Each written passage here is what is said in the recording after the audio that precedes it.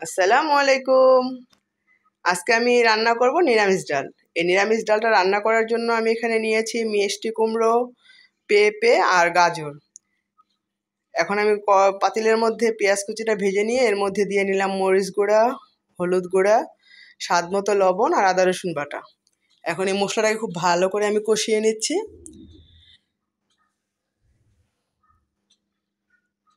মশলাটা ভালো করে কষানো হয়ে গেলে এর মধ্যে সামান্য পরিমাণে পানি দিয়ে দিব। এই তো এখন আমার মশলাটা কষানো হয়ে গিয়েছে। এখন আমি এর মধ্যে দিয়ে দিয়েছি প্রায় 1 কাপ পরিমাণ মসুরি ডাল। ডালটাকে দিয়ে আমি ভালো করে কষিয়ে নিচ্ছি। ডালটা খুব ভালো করে কষিয়ে নিব আমি এখন।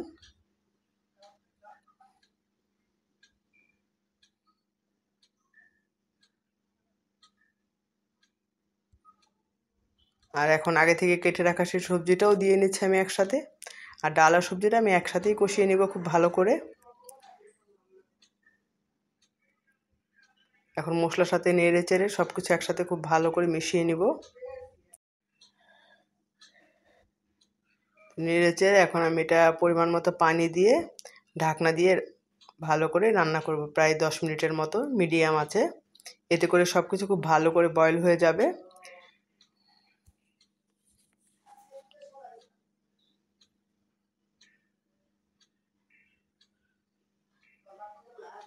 এই পর্যায়ে আমার বলকটা চলে আসছে।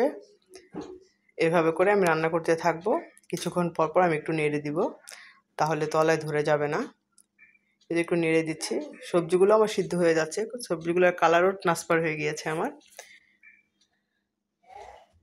এই পর্যায়ে জালটা আমার মিডিয়ামে রাখতে হবে। আমি এখন এখানে কয়েকটা কাঁচামরিচও দিয়ে নিচ্ছি।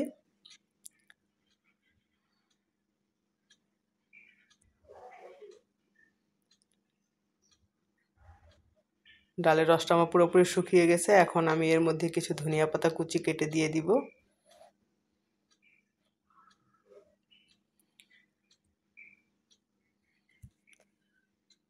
ধনিয়া পাতাটা দিয়ে কিছুক্ষণ নেড়ে চেড়ে রান্না করে নামিয়ে নিব।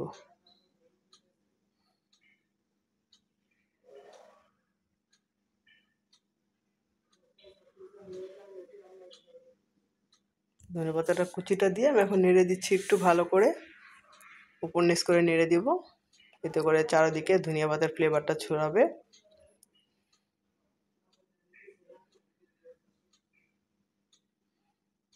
আর এইভাবেই তৈরি হয়ে গেল আমার খুবই মজাদার নিরামিষ ডাল। এই ডালটা খেতে খুবই মজা হয়। এটা ভাত, রুটি, পরোটা সব কিছুর সাথেই খুব ভালো লাগে খেতে। আল্লাহ হাফেজ।